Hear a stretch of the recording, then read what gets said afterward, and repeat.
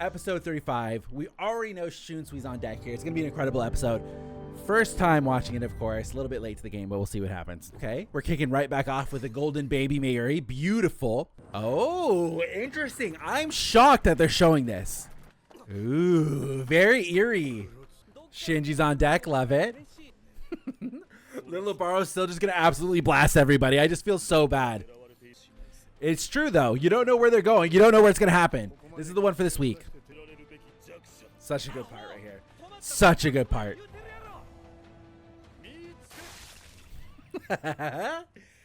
In the episode, roll credits. Goodbye, Shunsui. You were a good head captain.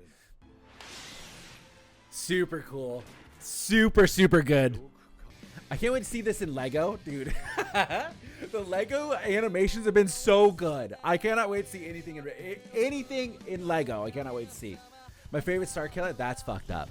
That's fucked up. He better not say that line about using the number one Arankar guy. Identical to the manga. Ooh, this music's good. You found a way to send it now back. Gonna be a lot of talking in this episode, you already know, just because the explanation of the games and how his powers works, but it's worth it. Ooh, they kind of kept that really dark shading that we saw from the manga in the episode really good. There's a lot of really cool shots of Shunsui in the manga for this whole fight, so if they keep it 1-to-1, it's gonna be really good. Shinji doesn't need to wait twice to hear anything past that, and Momo has the utmost confidence that Shinji's a good person and just doesn't get it. Are we gonna get the Ukitake reference here? Let's see if they reference Ukitake. Here we go. Here we go. Here we go. Really cool. Really cool. Incoherent death noises. That's what he would say right now. Ooh. This music is great. Lille Barro is so caught off guard. This music is a jam, man. I'm loving this episode just for the music alone. This is great. And Lille Barro is scared. Like, he's like, this fucking sucks. Love it. Love that. I love Shunsui in this fight where he's like down to play this game. He's displaying his overpowered abilities. Like, let's wind that one back. That's not fair. The first Quincy granted powers by His Majesty. Okay. This form is so lame. So lame. Like, who would like this form? His angel chicken form is way cooler. Dang. Don't chase a shadow. What's up, Zero? Okay. Long one for Shunsui. Love that. What's the second one going to be? Lille Barro. Okay. Classic. Two characters. Lille Barro trying to be a great ape. Yeah. Not the best form we've ever seen. His hat's gone. Poor Shunsui. He's missing chunks from him. Look at him. That stomach chunk is gross. I like the echoey, like little reverb they did on his voice. I love Askin. Love him. Are we going to see the dreaded Ichigo fate via Askin? Now he's just hiding in between some buildings somewhere. Ooh, okay. I thought it was supposed to be like darkness. It's going to grand yellow. Oh, and Yoruichi's with Grimjo. That's cool. What crazy art. I wasn't expecting the yellow. The yellow's crazy. Okay. He looks like that Pokemon now. I feel like from the art style, though, it's not dark and lonely. It's fine. It looks very artsy. It looks very vibrant. Like I'm in a painting. All right. Goodbye, half of the ground.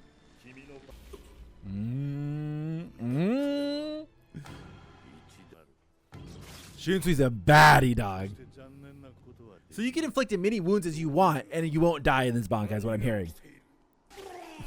That's so gross. The blood coming out of his eyes. So cool. Lille Barro's having a horrible time in this bankai. He's not enjoying it. He's not having fun. That just looks pitiful. That looks so sad. Ooh, who's this other voice? Ohana. Tell him. Is it wrong to smash a sword? What a wild question.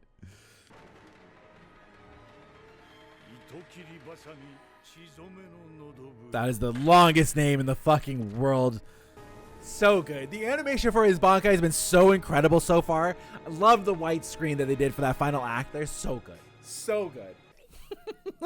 Shunsui like, I'm fucked up, man. He's like, that was great. Did a cool one. I'm fucked up. They're twinsies now.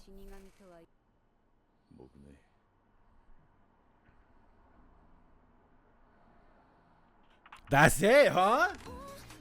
That's crazy. What a wild place to end. I guess that makes sense. That's what we were expecting yesterday when we read the manga. Can the acts of his Bankai change? Are they always the same, like drowning in the spots? I would assume they're the same. Okay. Okay. Makes sense. So if you think about it, if each season's with 13 episodes, 39 is where it's going to end. So we'll have 3 more left after that. Really good episode. Really, really good. Now, I can see where there would be a point where some people think that there was a lot of yapping. There's a lot of talking in that episode because there's a lot of explanations on how Shunsui's abilities work just because it's a bunch of kids games, you know? So there's going to be a lot. It's going to happen. But that shot of the final slash with Shunsui was so beautiful. That is a cool shot. That's really, really cool. Shunsui's Bankai in the manga went by really, really fast, and this was a perfect adaptation. It was 1-to-1. This is the manga. Same thing we got with Mayuri versus Pernita. It seems like for the fights that are happening, Mayuri versus Pernita and Shunsui versus Lille Barro, there's not much new things being added to it. Makes sense. A lot of that is already decided. You know, like these two fights are bada bing, bada boom. Would you have wanted to see more added into these fights? I think with what we've gotten so far with Core 3, they kind of set themselves up on like, this is going to be so much new adaptation. It's going to be so good. But it's hard. Reggie says, what can be added that doesn't completely change them? Correct. They're correct. This panel slash scene you pause on is so fucking hard. Yeah, it's a great scene. The colors are definitely not what I expected when I read it in the manga. I thought it was going to be very inky, very similar to Ichigo when he summoned the graves. That's what I expected for this one as well. I like it. I think it's cool. The colors are a lot of fun. Gerard is the only one you can change significantly. I agree. Also, in the manga, we saw before this point, right? We saw Gerard pop up and stop everybody, right? So they cut that Gerard part as well. Do you think it's in the second part of the fight that they'll add an anime exclusivity? It's hard to tell, right? Because the fights, like we talked about this a long time ago, the fights as we get to this point, like the final one, when we're talking about like, let's add all this new stuff to the fights at the end. All of the fights that we have are done. We know how they end. We know who's taking part in it. We know all that stuff, you know? It's really hard to add stuff to anybody that's not Gerard. We needed Gerard to fight the Bleach version of Loki. I mean, wouldn't that be Aizen? I guess that'd be, Aizen's not as cheery, but last episode of Core 4 might be Renji and Ruki's what a game adaptation. That'd be so good. That'd be so good. They haven't foreshadowed it now, which I really wanted them to do. That'd be cool. I don't know. Maybe they'll go more in depth on the backstory. We'll get more information on the sword and the family curse and things like that. That would be cool. As I was saying, Stark wasn't even trying in his fight. He was so lazy, he didn't want to use the Segunda. I'm going to follow that, Tim, because I love Stark. So, yeah. The music was really good. Really, really good. Question of the day is in Discord. Let's take a look. Who is your favorite Stern Ritter? Is the question of the day in the Discord. Askin. Hands down Askin. It's Askin, man. You can't not have a favorite Stern Ritter and not have it be Askin. Acceptable answers also would be Ugram. That would be an acceptable answer. Or any of the Bambis, because there are some D-gens out there. Bankai, really. Kangdu. Omnicron. You're going to tell me right now Kangdu's your favorite Stern Ritter. There ain't no way. Is this your favorite episode of Core 3 yet? No. I don't think so. I would really need to think about it because I think Renji versus Uryu is up there. I think Renji versus Uryu still has been one of the craziest and most well-animated fights of this season. This is a very good episode. This is a great episode. I like, both one-for-one adaptations. This is a better episode than Mayuri versus Pernita. But Mayuri versus Pernita kicks off a lot in this second part coming up. There's a lot of really good scenes coming out of Mayuri versus Pernita. Then this one is good also when the Now comes back and it goes into this other form of Lille Barro. This is going to be good as well. You got to wait for the Askin fight, man. Out of all the cores that are out right now, which one is your favorite? Core 1, Jaden, 100%. Jose, live reaction, please. Okay, let me see. I will get my work schedule on Wednesday. Let me coordinate with Jose, and we'll see if we can get him to come over here next Saturday. Okay, guys, we're going to keep that short and sweet. I'm going to wrap it here. I'm so sorry. I would normally do this much longer, but I got to get ready for Bleach Boys and make sure that's good to go, and then I got to get this up for you guys. So if you guys missed any of the reaction, check out our YouTube and our Patreon. Links will be in the description down below. Of course, thank you guys for anybody who supports us on Patreon already. You guys are the GOATs. MVP, I know Tim, you're one of them. And of course, shout out to our captain level members. PV, he's holding it down on the captain level. I will see you guys in Discord.